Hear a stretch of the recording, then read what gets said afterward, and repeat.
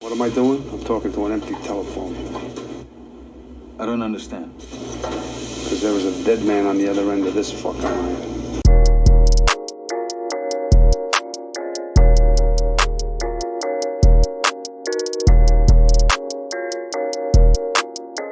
'70s horror. Carrie, The Wicker Man, Alien. Do sit down, Sergeant. Podcasts are so much better absorbed with the knees bent. Welcome to Corona Cinema. I'm Leon Way, and I'm joined as always by Matty, Good evening. Ross, Good evening. Mason. You alright? And I'm going to start with Carrie from 1976.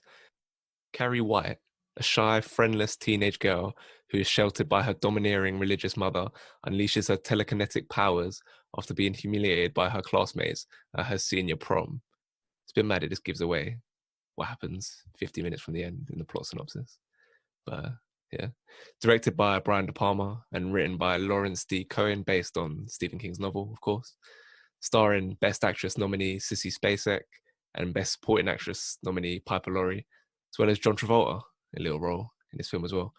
Don't know who picked this, so speak when you want to. So I picked this film, and the first thing I realised that you can kind of tell Carrie's about 25, and she's meant to be a school kid. And turns out she is at Sissy Spacek, I don't know how to say her name, is about 27 when they filmed it. Yeah, and I thought it was a bit weird at the start with the shower scene and stuff. They were sexualizing someone who's meant to be like a school kid. So I thought that was a bit weird. But yeah. Apart from that, it is quite a weird like film, because you do think, why is she reacting like that about a period? Then she goes home to her mum and you realise like everything that's going on, and her mum's the weirdest person. And yeah, it all kind of, I think it starts off slow-ish and it kind of building up, showing her powers, showing that she's bullied, introducing a lot of characters, like the scene with John Travolta kind of thrown in there with him in the car just to kind of introduce him, and not for any particular reason apart from that. With and I think there's bits like that which kind of do bring the film down a notch, but it's still a fantastic film because it kind of all builds up to this prom scene, which is so well put together. And yeah, as I say, the whole film's pretty much been building up to it, and it starts off with these like slow-mos and the dreamy music, and then it kind of changes when you see the bucket like wobbling above her, and you're kind of watching the rope shake, and you just feel so anxious kind of sitting so long. And yeah, you just feel really bad for Carrie at this point. And yeah, it when it happens, it's in slow-mo, and all you hear is the sound of the bucket kind of falling, and everything else goes quiet.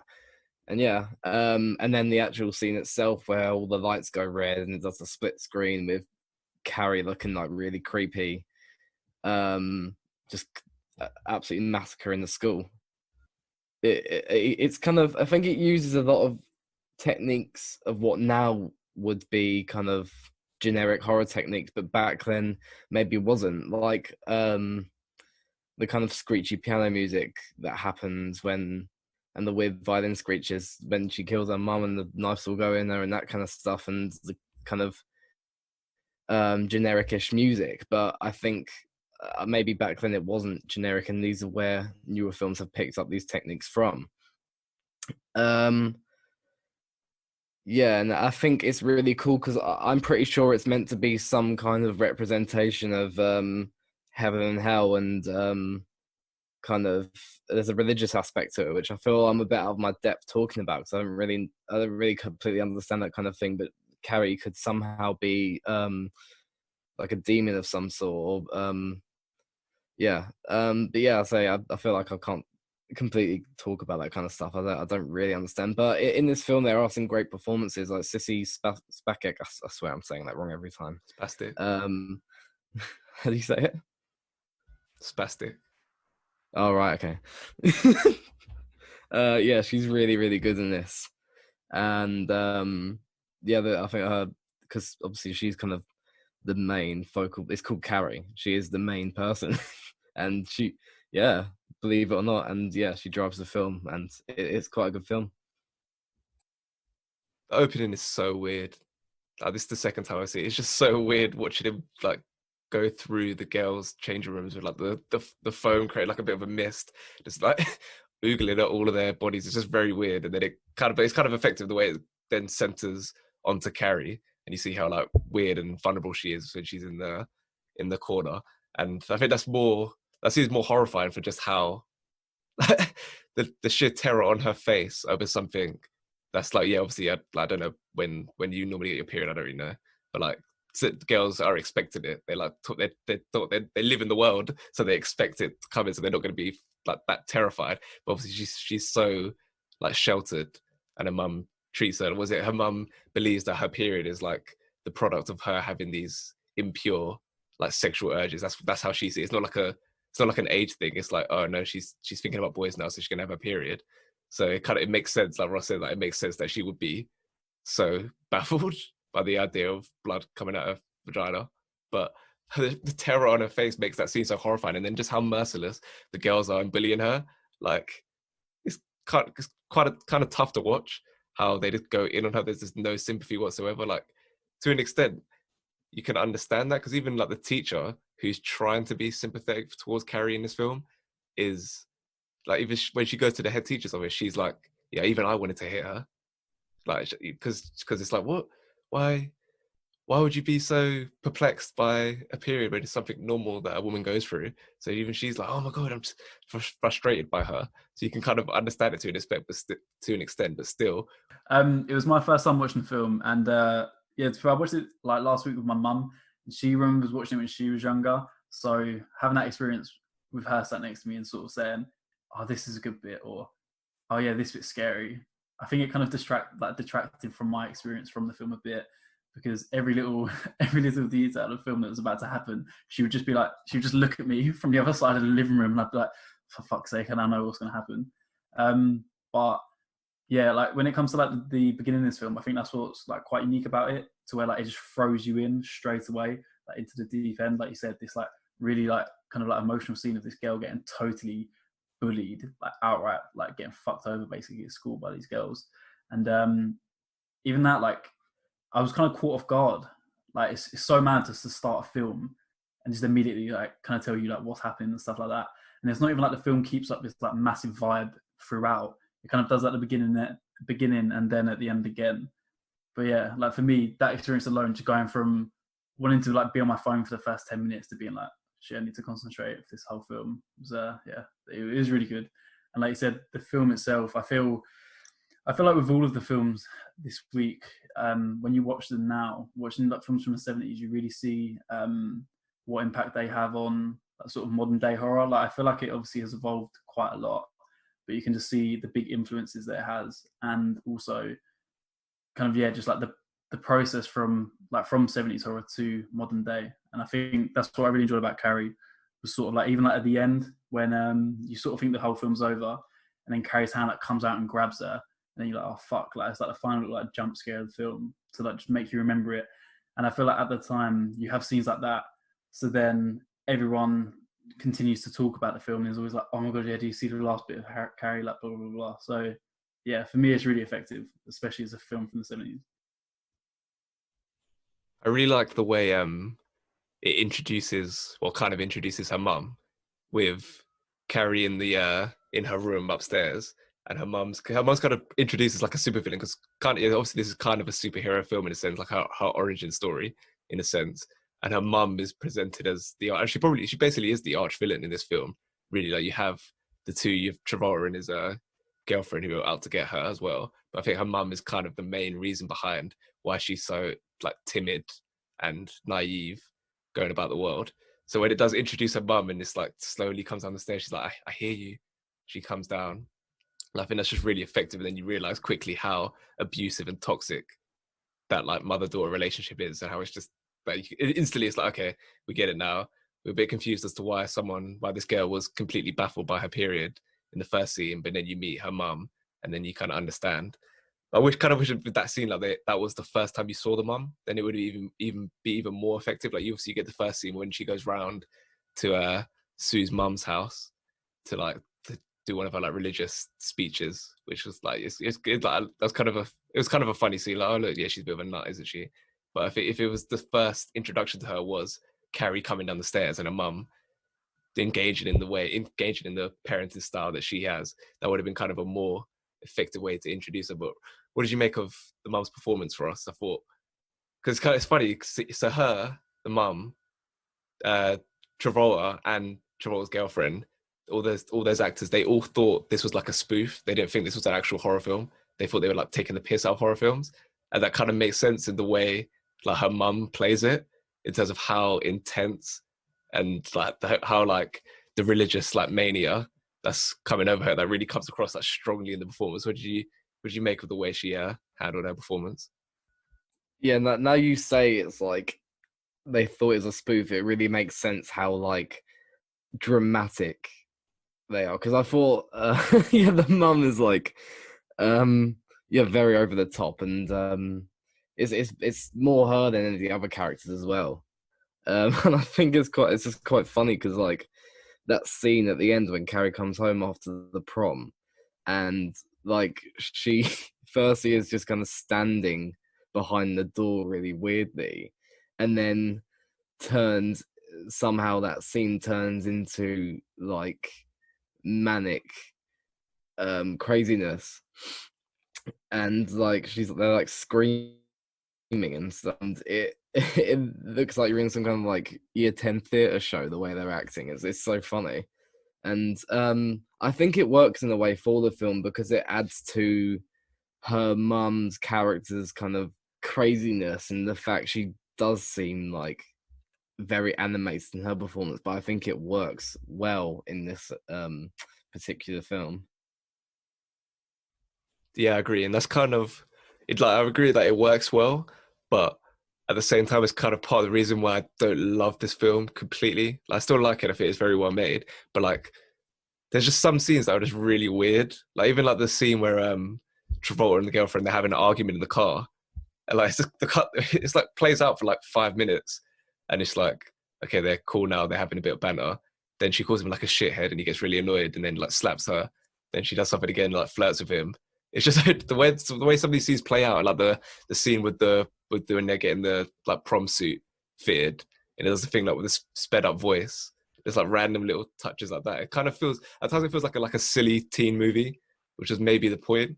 But kind of I find that a bit annoying. And although it's got like a lot of serious kind of like austere moments, like keeping it down. Like you have the development of her powers, like another part of this story, but the like kind of silly teen movie aspects kind of grate on me a bit. Mason, is that something you find watching it? Like there's some horrific moments, some very well shot scenes, but the kind of silliness of some of the scenes can be a bit annoying. Yeah, like you said, I think it's like that kind of weird tonal change. Like you should be able to accept it because at the end of the day, it is a film based around a schoolgirl going to prom. That's it. But for some reason in this film, when you're going from these serious scenes of her like having this awful life at home and stuff like that, and then clearly everyone hating her at school, to then you have like the nice balance where people are trying to be nice to her and they get her a prom date and stuff like that, and that works for me. That's fine. But like you said, you have these scenes where they're trying on the prom suits, and it doesn't feel like it should be for this film. It feels like like it doesn't suit this film. It's almost like they're trying to put in too many like genres at once.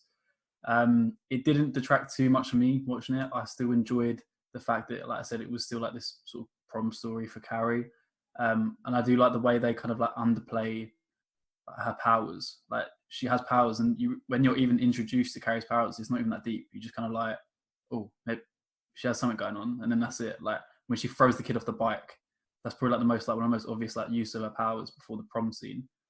But that's fine. Like that's sort of like molded in well for me. But like you said, there's these sort of some scenes that just don't really fit, or like, yeah, I don't know. Yeah, there's a few other scenes that I don't really get either. Like the way they like kill the pig, and the way that like they're so like obsessed. That girl's so obsessed with like wanting to ruin Carrie's life.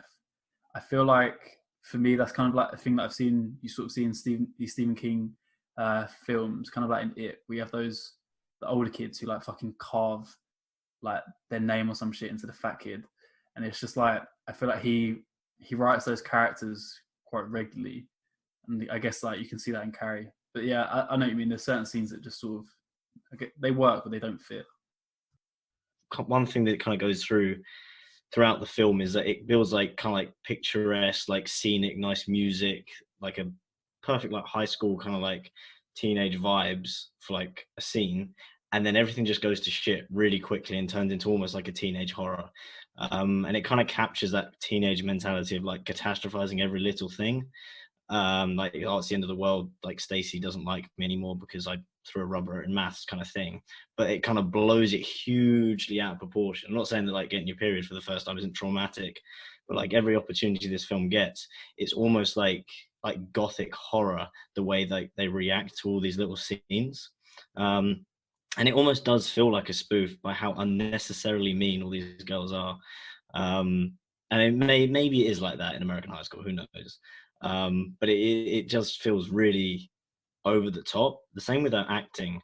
Her acting, like, kind of like, it works well to be a horror in the fact that like she overacts over and over throughout the film to kind of get like the horror of it across until the infamous prom scene, as we've already talked about. And then she's almost underacting, where you're noticing every like fine little detail, like kind of a twitch on her face, and like she's kind of like come to terms with her powers at that point and come to terms with just not trusting anyone, kind of like the anxiety of like any like nice thing that anyone does, she's like, fuck this, like I can tell like it's just not going to turn right for me. And she just takes control of the situation and just kind of fucks everyone up. So it's kind of like a scary teenage Matilda kind of vibe, if she was kind of like, if all the school kids didn't have like one thing to unite against and they just bullied each other. That's like, it's kind of like a Matilda vibe, just no Danny DeVito, which is a bit of a shame, because that would have really like if they recast John Travolta with Danny DeVito, I think I'd have liked the film a lot more. Probably my top 10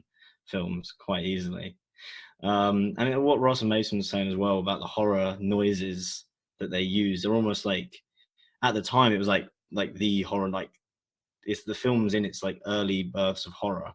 But now it's almost just like they're the noises that we put on comedy horror. It's just so typical, so like, you know, generic, like old school horror. This is not scary anymore. So it almost does, that kind of adds to the spoof kind of effect for people watching it now. But I think at the time, obviously, like it would have like scared people shitless because they hadn't seen anything quite like it. So for that, you can't really discredit it as a film, because it really has kind of paved the way forward for the rest of horror. Even like the famous jump scare at the end, that's even made it into, like, granted, like some spoof horrors as well, but like has made into a lot of horrors throughout like the years. And this film does, you can see it tying into all different films, literally up until now, I think. And yeah, the mum's an interesting character, because like there's no doubt she is kind of batshit crazy, but she is kind of right about the friends, in terms of them like not liking her for her, in terms of like they're gonna like trick you, they're gonna like but like it's kind of discredited. She's right for the wrong reasons. So then her death scene was quite traumatic as well. And I haven't really got too much to say about it. Like, I think just to take away from like the film, it's just, I don't really know where it was going with it. The power shift is nice when you see her going from being bullied to like just killing everyone. It's almost like a fantasy horror. And you do have a full arc with her character, and you just like throw in a jump scare as well. And I think by the time, because with all the mellow music throughout the film, it kind of relaxes you, and then the hand comes out. I think that's perfect. That's really done well. And it kind of catches you, even though it doesn't really happen that fast. It still got me, even when you're waiting for it. And yeah, I just think it's a very interesting film. Kind of makes sure you don't body shame people just in case, because this could happen. And it kind of instills a lot of anxiety. So yeah, I quite like the film, but like as horrors go, it wasn't too bad for me. Usually I just wouldn't watch it, but I enjoyed the film. It's not as horrifying as Mason's Wi-Fi. Okay, let's get some ratings. Start with you, Ross. I gave it a solid 8. Matty? I gave it a 7.7. Mason? Oh, fuck's sake. I gave it an 8. I gave it a 7.8. Moving on to The Wicker Man from 1973. A Puritan police sergeant arrives in a Scottish island village in search of a missing girl who the locals claim never existed. Directed by Robin Hardy and written by Anthony Schaefer, starring Edward Woodward, Britt Eklund, Diane Cilento, Ingrid Pitt, and the late great Christopher Lee. No Oscar nominations for this film, and it was Mason's pick. Why'd you pick it, Mason? I picked this film because I went on a ride at Alton Towers, and I thought I might as well watch the film to understand basically what I just went on. And I don't know, it's not really what I expected. It's weird. I didn't know what to expect, but I watched it and it's not what I expected. Like, I didn't expect it to be that weird, but at the same time, it just doesn't really work for me. Like, I don't have too much to say about the film. I think my favorite parts of the film is watching the lead sort of struggle to comprehend like the evil of this little island that he's on, and him as this like really like holy Christian guy.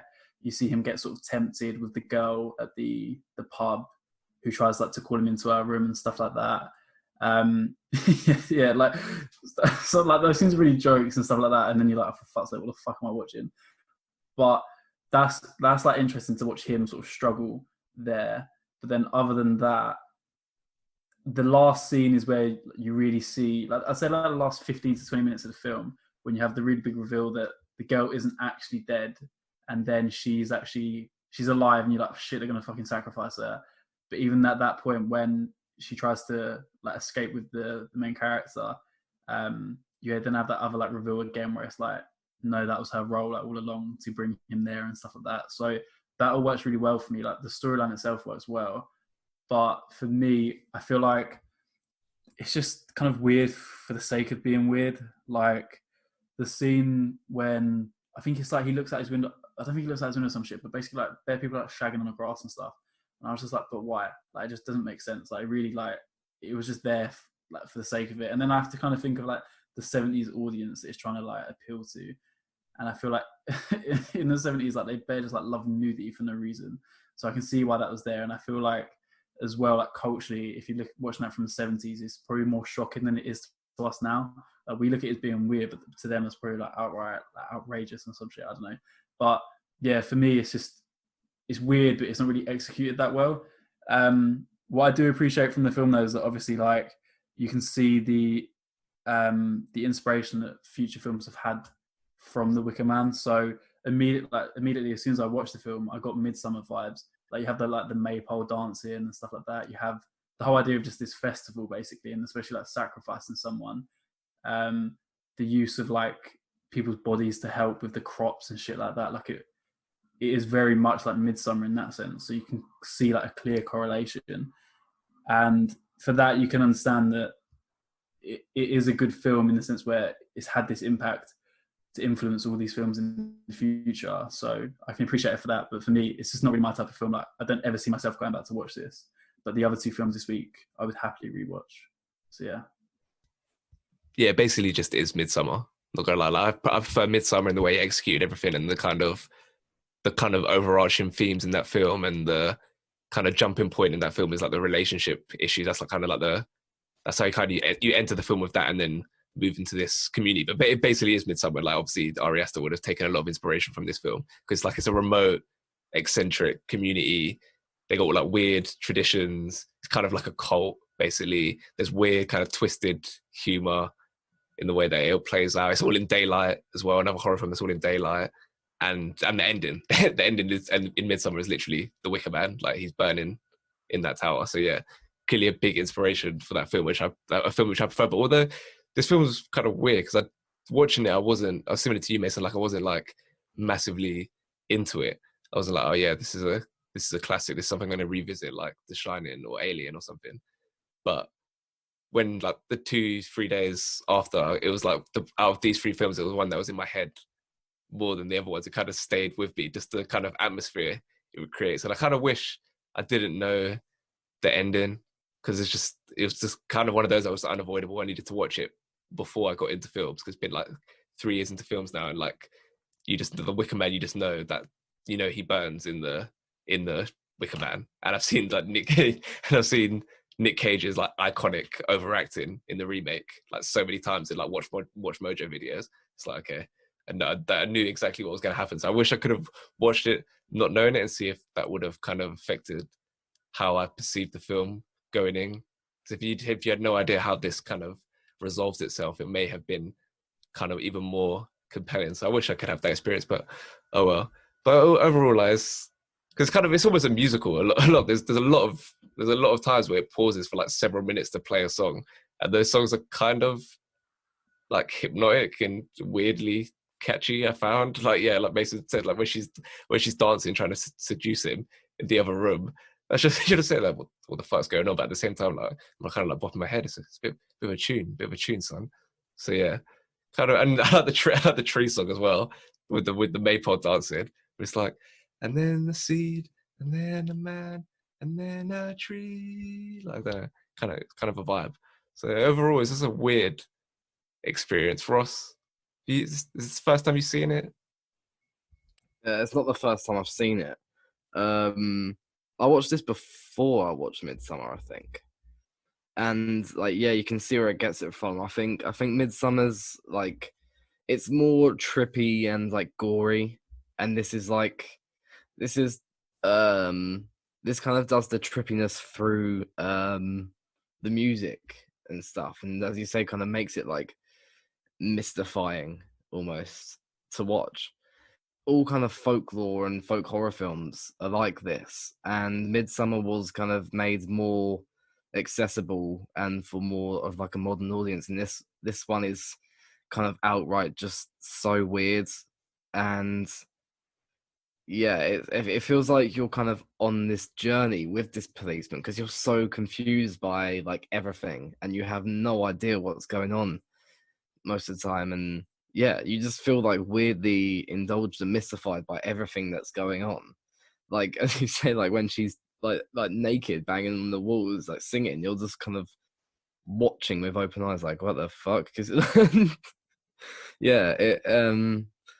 yeah, and straight off with this film, you get kind of like a weird vibe. Like he's for like a few minutes, like his plane landing onto the water with that kind of music starting already, and then the guys at the harbour won't even give him the boat to go on land, and even from there, he's starting to talk to them. It's really fishy. Everyone in it is so fishy from way off, and you're kind of putting the pieces together and trying to figure out what's going on the same way he is. And yeah, I quite like the ending as well. It's quite weird, but also quite, I don't know, I didn't really like him anyway, so it's kind of satisfying. Fun fact about that scene when she's naked trying to seduce him is her breasts. She agreed to show her breasts, but she didn't want to show anything from the waist down. So her ass was the ass of a body double. She was upset because she didn't think the ass was nice enough. So she was a bit upset with the one they chose, but should have just done it there. I don't know why you show your breast but not your ass, but there you go. And also the kind of feelings of isolation because they often reference like him going back to the mainland. So you know you're a fair distance away. I think even he says when they break his plane so he can't leave when he wants to, and they're like, oh, he can run you in the canoe and it'll take like a week or something like that. So he properly disconnected from civilization. So you feel that it's kind of more intense feeling of being trapped in this strange environment with unpredictable people. Mason, is that something that you thought worked with the film? That feeling of just being disconnected from normal life, essentially trapped with these weirdos. Yeah, to be fair, I think that's like when we compare it to like say Midsummer, I think that's probably what's more effective about this film is that Midsummer gives you the vibe that you are isolated and you are like by yourself. But at the end of the day, in Midsummer, you're kind of like, you're just really, in my head, in Midsummer's just really far away on a big field somewhere. Like they're kind of just secluded by trees. But in this film, it's literally an island that just like works by itself and they're just completely fucked. Like I can believe that every single person on this island is like you said, a freak basically. And like you said as well, the way that you go through the journey with him, I didn't even think about that when I watched the film, but looking back, that it's really effective because we don't jump to a scene where we, like as the audience, get educated on something that this island does as a process or anything like that. We literally experience everything with him. So whilst we're shocked, we're watching him react to this situation. But I guess like the unique difference of us watching a film from the 70s now is that we react very differently to what he does. And I think obviously at the time, the audience wouldn't react the same as him. But I feel like you said even more so, we're definitely more relaxed to certain situations, and we don't, obviously we know it's weird, but we don't look at it as being like totally like outright outrageous like he does. Like to him, this is just like the worst kind of fucking shit ever.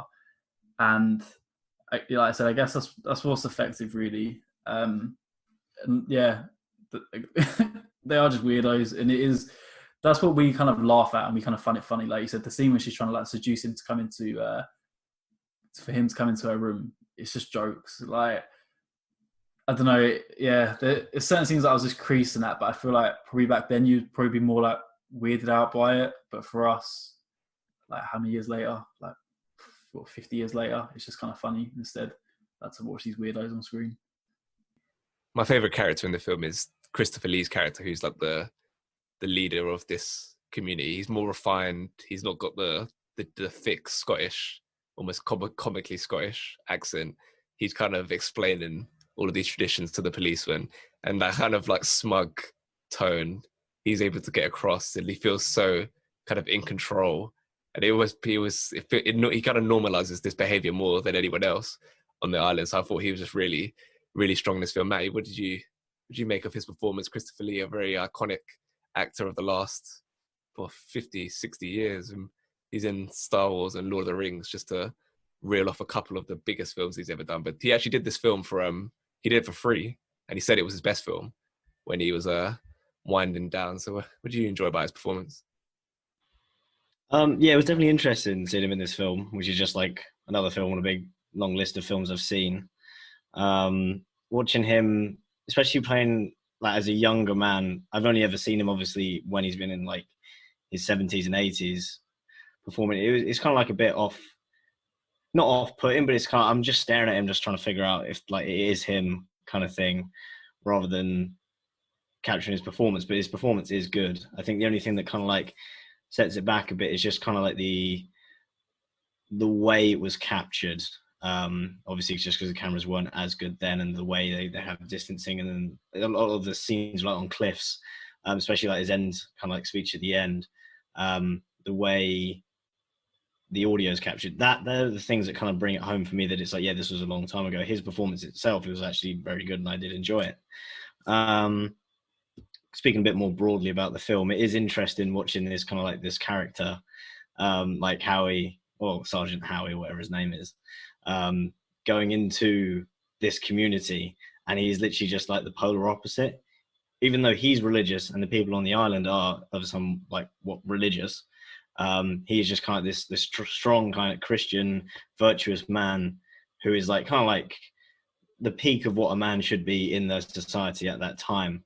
And he's just almost kind of like disgusted by the way all of these people are acting, and he makes no kind of like, he doesn't hide the fact that he's kind of disgusted by their behavior and thinks they shouldn't be acting this way. He's kind of outwardly kind of rude to these people that he's staying on their island, kind of confident in the fact that no one's going to hurt him because he's a policeman. And it's like, you don't hurt people, you know. It's like he hasn't kind of like thought everything through, I don't think. Obviously we're watching it with a pretense, we know, as Leon said, it's like the infamous ending of this film. Everyone knows it, like without even having watched it. And even though he's like supposedly a good, normal person, he seems to be the only person who's caught up, constrained by his own religion, which is supposedly like the norm religion for people at the time. And all these pagans are actually having a really good time, you know, despite the practices being abstract. They seemed quite in touch with each other socially. There's kind of this communal understanding between them. And it's almost like the policeman is going around and he can get the sense that there's a joke that he's not quite let on in. And that's kind of explained at the end of the film, but the rest of the community is just like kind of laughing at his expense, and they're all brought closer to it, and they act kind of strange, and it's like heavy Midsummer vibes. Yeah, certain parts of the film, they do just kind of like, they take you off guard. Like I just kind of sit there kind of like staring, like casual nudity in a film is kind of like worse than just normal nudity, you know? Like if it's a sex scene, fair enough, but it's a bunch of people dancing around the field naked. It's just kind of like, you don't really see nudity in that context, so it's a bit more startling. And the song to the landlord's daughter, it's all just a bit strange, really. And it's just something he just clearly doesn't have the patience for. And I felt like I was kind of like dreaming throughout the film, watching a lot of like the rituals. And there's kind of like this like summer smog to the camera. I think they could have got better lenses. I think it's on purpose, like the kind of the smog they used. And yeah, obviously, as we already said, Christopher Lee is like, he's like a sweet talker. He's well acted. And then he just brings like the creepiness to his role. He's almost like Count Dooku. It's like the origins of Count Dooku, I reckon. But I think this film, if anything, it's more of like a stance on being anti-religion, because it points out one religion which is like wholly accepted as being rational, and then another religion which is like ridiculed, and it almost compares them, pits them against each other, and shows them how both of them are kind of nonsensical when you break them down to their bare bones. Because when you take this dude and they execute him to help their fruit, and then you explained the origins of this religion, it's kind of like you're starting not even like 2 generations ago, just to like cohese like the community together so they could actually work together and like develop these crops that shouldn't really be on the island in the first place. And when they start to not work anymore, you know, they blame it on God not wanting their fruit to develop, rather than it's just as simple like the fruit isn't meant to be there. So it's kind of like they're being pushed down this alley of like rituals and kind of like behavior that doesn't quite make sense. You think, oh, that's ridiculous, why would they do that? And then you cut back to the first scene of the film. It's Sergeant Harry, our main virtuous rational man, and he's literally eating the body of Christ and drinking his blood in a ritual of some sense. And it's kind of like, well, the Bible is kind of filled full of a lot of interesting things that aren't necessarily true. Yeah, they're metaphorically true in the fact that if you follow them, society might do better, because they're not literally true. And it's the same for the paganism kind of like that you see with this society.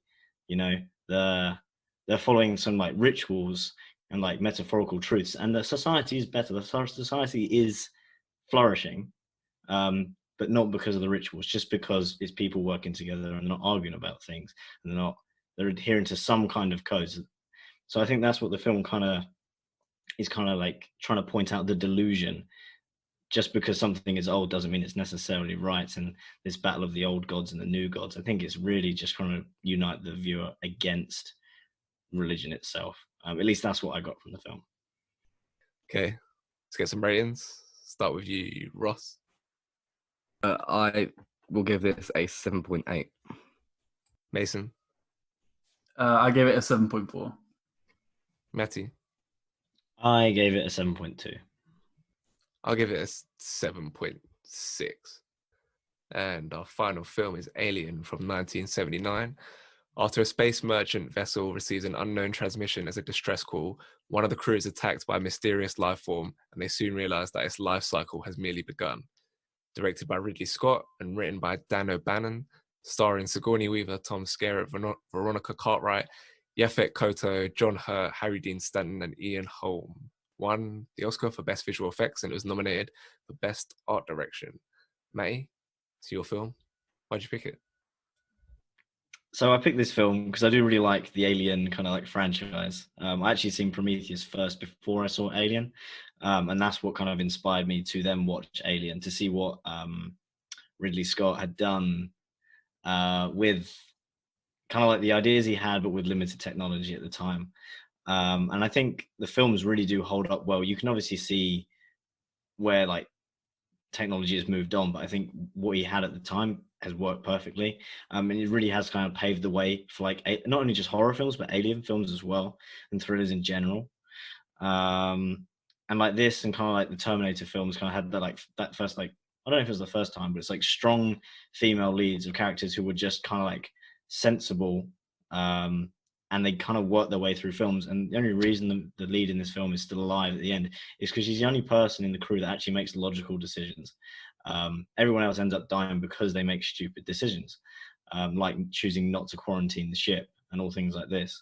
So it's nice to see it like a horror film that you can't just like you'll shout run away, and she's being sent to, she does run away when she's supposed to run away, rather than like them being all gimpy and just like flailing around all the time. and the slow pacing as well, it kind of really does build up the suspense and the mystery. And the fact there's no real explanation of where these aliens came from is really nice, that he's given himself this leeway to do an origin story when he wants. And at the same time, he's not trying to kind of like throw too much at you at once. Like the crew there, they're not even concerned about the aliens in the first place. They're like a working class crew who are paid to do a job.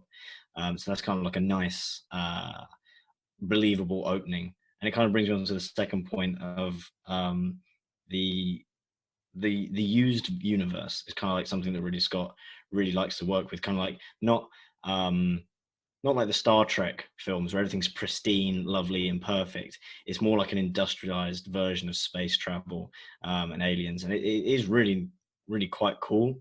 Like that's how it would happen, because not every spaceship made is going to be nice and pristine, and that kind of rustic, almost steampunk kind of vibe has actually carried through. You've seen like in Blade Runner films, which are probably like heavily influenced by Alien, because they were kind of directed and written by the same person, I think.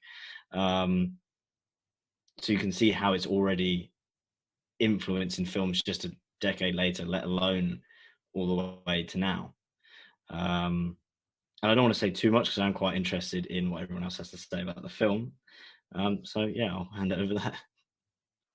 Yeah, you mentioned how it introduces the film slowly, but I like even like the opening, even literally the start of the film, when it just kind of slowly, the camera slowly goes around like every corner of the ship. It's almost like familiarizing yourself with everything that's there, because at some point we're going to leave, we're going to be on this ship away from a planet with an alien on board, and there's nowhere to hide. It's going to show you everywhere you could probably hide, but realistically you're going to be trapped on this ship with the rest of the crew and the aliens. So I really like how slowly it does that, and that's credit to Ridley Scott's direction.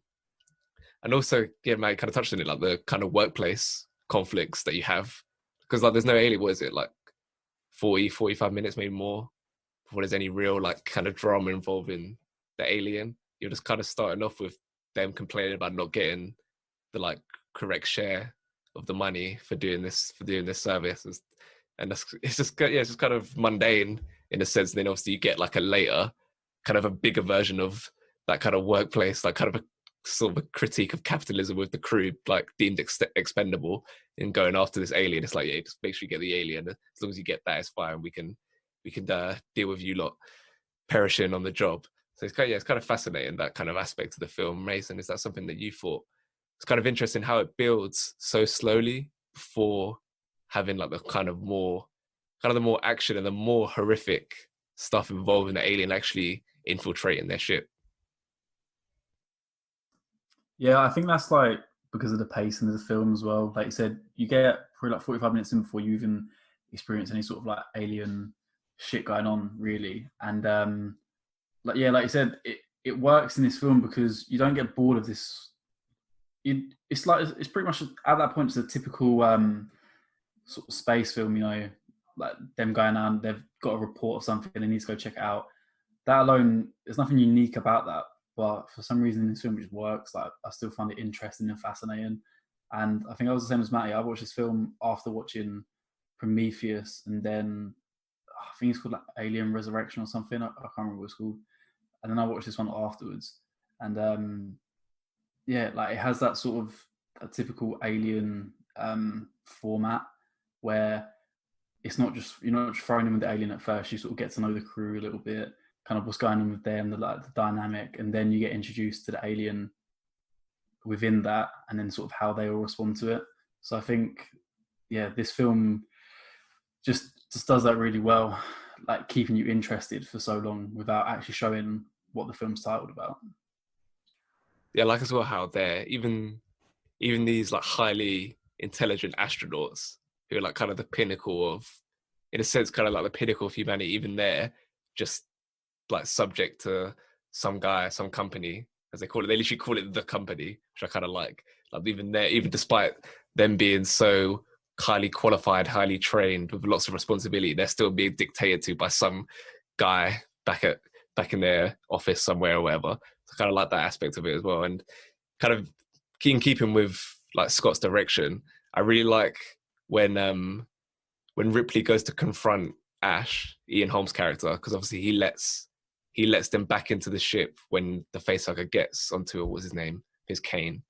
The facehugger gets onto Kane, like she's like, no, protocols dictate that we shouldn't let him come on board because it could affect the rest of the crew, and ultimately it does. But when she actually confronts Ash about it, the camera kind of stays just on Ash for like the first like minute of their conversation. Because you don't even see Ripley, you just hear her voice. So it kind of like hints at that point, like there's like an ulterior motive to the way Ash is going on. There's something suspicious about him, and obviously you end up finding out that he's an android, and he was sent by the company to ensure they carry out their mission, and that, yeah, so don't make sure that the humans are prizing their life over the alien, because that's all that matters. You get the alien, doesn't matter if the crew die, as long as you get the alien, it's fine. And even that reveal for Ash, that's just really kind of well done as well, with going into that room. That's really nicely the set design in Mother, they call it. The set design in there is really really neat, and having her like type it into it's kind of bland in a sense, but it works in terms of just typing. It's like, oh no, crew deemed expendable, and then it goes from there. And Asher shows his true colors. Ross, is that something that you thought was good in the film? Was this the first time you were watching it? I don't think it was, but like, can you remember finding out kind of remember how you felt when Ash was revealed to be an android? Yeah, no, it's not the first time I watched this film. I didn't watch it too long ago, though. I think I only watched it last year for the first time, or maybe earlier this year. But I kind of forgot when I first started watching it that he was a robot, and then when it got near the scene, I was like, oh shit, yeah. And it was still really weird watching it this time, just kind of, when she knocks his head off, and it's just wires and shit, like, oh. And yeah, it builds up well to it though, and I think you know there's something fishy about this character and something a bit weird, and it does work the way they do it. And you got to respect for kind of this kind of time, these visuals, and making someone look like a robot when you knock off the head and that kind of stuff. I think sci-fi's around this time very much were like a stepping stone in terms of cinema and visual effects, because 2001's a bit earlier than this, but this and Star Wars came out at like similar times, and they're probably I'd say 2001, Star Wars, and Alien are probably the three most important sci-fis ever to exist, arguably. And yeah, and I think with this one especially, kind of having this sci-fi and horror mix is something that so easily could have gone wrong, but works so well. And I think that's down to these kind of things that like with the Robot Man, it kind of the surprises they use. But I think the only thing I would say about this film, it does rely very heavily on jump scares. And I think, I think it's one of the only reasons the cat is there as well. Just to kind of jump scare you a few times. But yeah, apart from that, it is, yeah, quality. I disagree about the jump scares, because I think that's what separates this film from what could have been just like a standard kind of decent sci-fi horror film to something that's become so iconic, is this stuff like right at the end, like when she gets in the shuttle and you think like she's got away, and it kind of just, it's kind of weird. I've heard a story from one guy who said like their dad thought the film was over at that point, because it kind of just does nothing for about 3-4 minutes. Nothing's happening. She gets undressed for whatever reason, and then it's kind of just lounging around. So that's this person thought, yeah, the film's over at this point. It's like, okay, you can relax, and the credits are going to roll at any point. So that's that, taking that decision to just stop the movie dead in its tracks and just let it play out for a few minutes, kind of building up the tension, but you're kind of more like perplexed when you watch it for the first time, like, what's going on? Is they just accidentally left this footage at the end? What's going on? And then when the alien is revealed to be on the shuttle with her, even then it doesn't do like a jump scare. It kind of, the alien's there and she sees it, and it's not like in a bad film, it'd be like an immediate attack, and it'd be like, oh, how are we gonna get out of this situation now? She'd have to like fight it away and maybe get hit to the ground and then go find a gun or whatever. But in this film, it's like, okay, she sees it, the alien doesn't see her, she like backs away slowly, gets into the little the like outfit or whatever, the suit, and it's like methodical. She's like plotting away. How can I get out of this situation? What's the best way to do it? So you can see it on her face, like, hey, get into the suit, do this, and then I can open the hatch, and then that's how I'm gonna be able to kill it. So I think that's kind of like the difference between this film and a lot of other ones, in that it takes its time. And yeah, I just think it's really effective, just really strong direction throughout. Matt, is that something you'd agree with? That Ridley Scott is just very considered with every choice he makes in this film, where to kind of let it play out, because even it still comes in like comfortably under 2 hours, which is really impressive. It's a really well-paced film. So is that, would you agree with that? I think the way he lets scenes drag on does perfectly, like, not lull you into like complacency, but also like the same person who would think, oh, okay, now it's over then. Another person would be like, well, something's going to fucking happen. And that kind of build that anxiety. And the way the scenes, some are literally like 2 minutes long and some drag out, and you can't, as you say, you can't really tell whether the film's ended or not. That really keeps certain people on their toes. And as a horror in parts, I suppose, with this film, that is kind of half the goal of the film. And he does this especially well in kind of all the aliens that he's actually been involved in making. And yeah, just as the audience, you don't really know where to go from it. And the suspense and the changes, you're expecting the alien would be the only threat, and then it's also the greed of the company. And then also the robot. I say the robotics. The robot himself, he's a very interesting character in terms of being more or less a puppet. And I do like the way he dies. He's kind of like almost sorry, but he can't be sorry because he's a robot, and it's just that's another interesting dynamic. And I think the successfulness of an alien film is kind of built on, you introduce some characters, and the dynamic and the struggle between these characters is more interesting than the actual aliens, and then the alien becomes an added bonus, rather than making a film where the centerpiece is the alien, which they've tried to do with many like Predator films, Alien versus Predator films, Alien Resurrection. There's been like a whole list of films after this that tried to capture some of the magic and just really have bombed. And I think that's what makes this film stand out to those, or stand out from those even. I think as well, like obviously it's it was nominated for a set design, and it won for visual effects, and I think that's also like a big part of why it's survived like for 41 years now, and it's still kind of very like at the center of movie conscience, because like not very few details I think you look at, it's like, oh, that was definitely 40 years ago. I can see that's aged quite poorly in terms of how it looks. I thought it's quite a dark film, and it kind of just shows you enough to be creepy and to be effective enough without being too bright, so where you could see the like kind of flaws in the visuals in a sense, and all the design of like the aliens and the face hugger and everything. I think that still holds up, still looks very kind of ominous, still very detailed and cool. So I think that's helped its legacy in a sense. Mason, would you agree with that the visual, the practical visual effects and the way the whole film is designed is kind of stood the test of time, really? Yeah, I think the film doesn't set itself up to allow itself to look aged in the future. Like you said, they allow the alien to be in the dark for most of it, but when they do show it, they show it in enough detail to where it scares the audience. The ship itself, I don't think that even looks dated. Even like you said, when they go into like the mother room or whatever it's called, that looks sick. Like I like the look of that. I like how that's like you said, to us that looks more retro now. Instead, it doesn't look dated like in a negative way. And even silly things like they don't show massive scenes of the alien like killing people, because like you said, we would now look back on that and it would look shit. It's just like zooming on the alien's like mouth with like this other little mouth like coming out, and that is probably more effective than just watching an alien in like the 70s look really shit and try and like, it probably just go like that and just like hit someone over and that'd be them dead and it would just look shit. So like I said earlier, I think the film sets itself up to ensure that it doesn't look dated in the future, but to do that is really smart, and the way they've done it just proves that it is a high quality film, because realistically there's probably many films from that time that just thought, we'll try our best with the visual effects, we'll try and do this, we'll try and do that, and you look back at it and you think, instead of it just being like a classic film, it just kind of looks shit.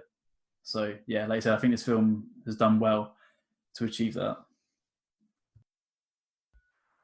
Okay, let's get some ratings. I'll start with you, May. I think I'm gonna have to give this film an 8.5.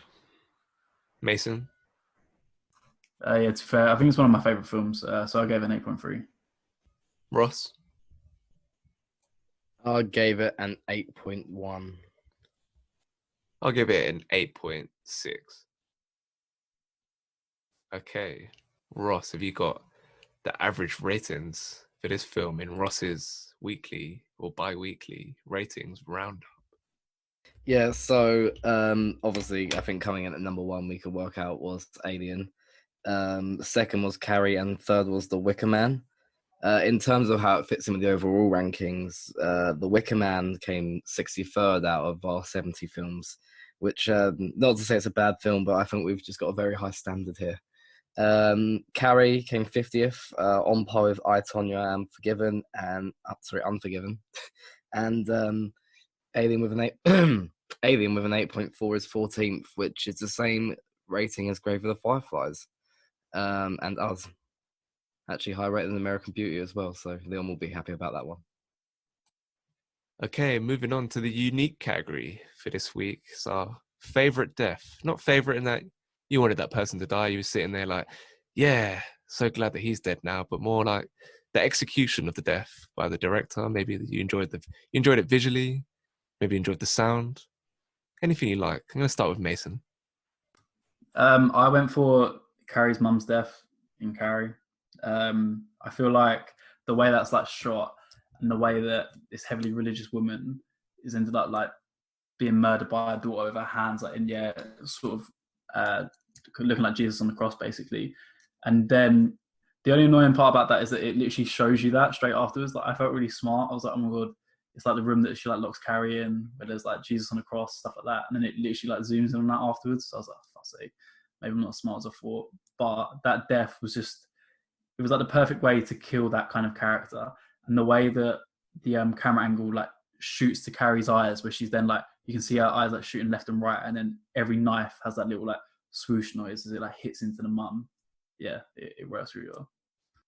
That's not Jesus.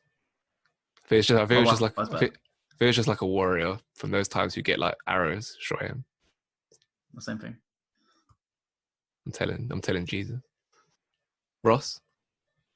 I went for the same death, I think, because of what Mason said about the religious kind of connotations it has.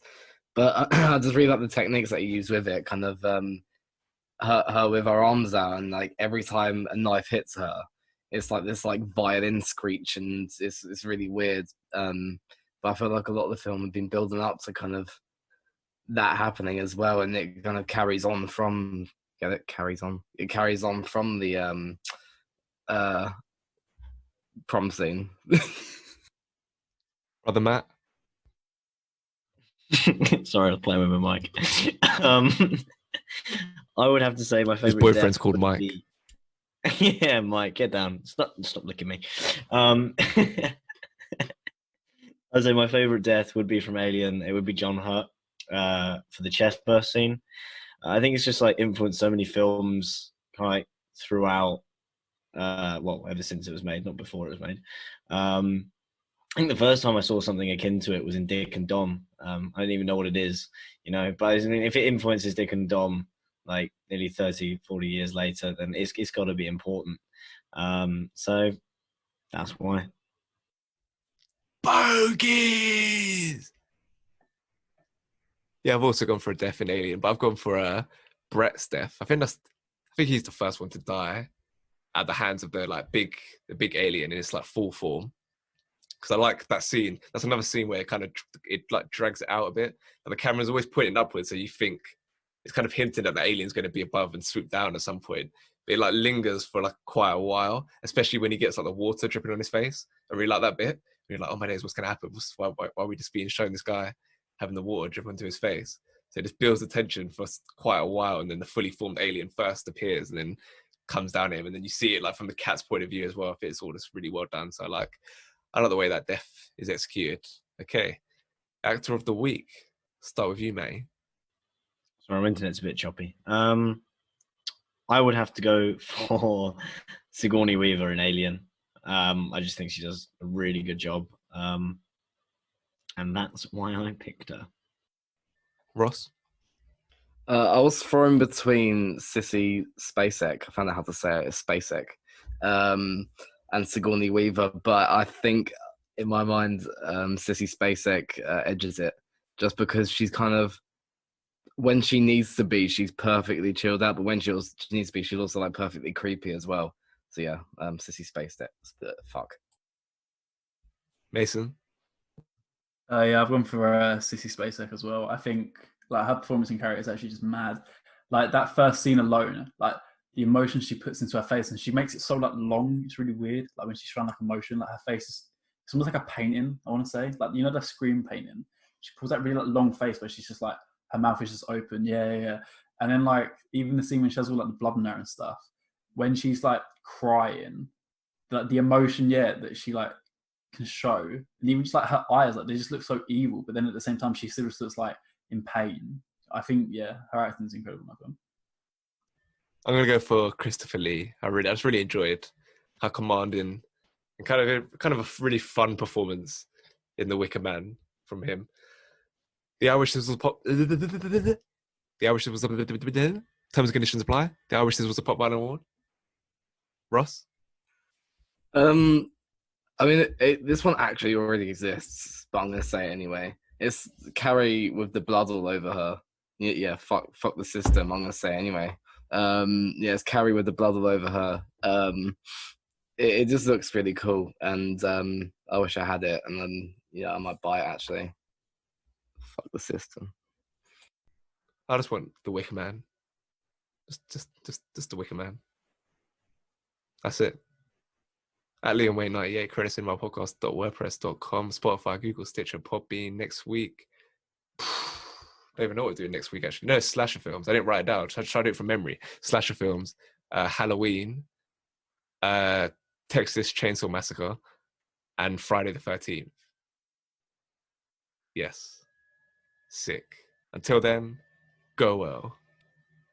Cheers. Cheers, mate. I do really like Ridley Works Scott. No, I said that all the wrong way.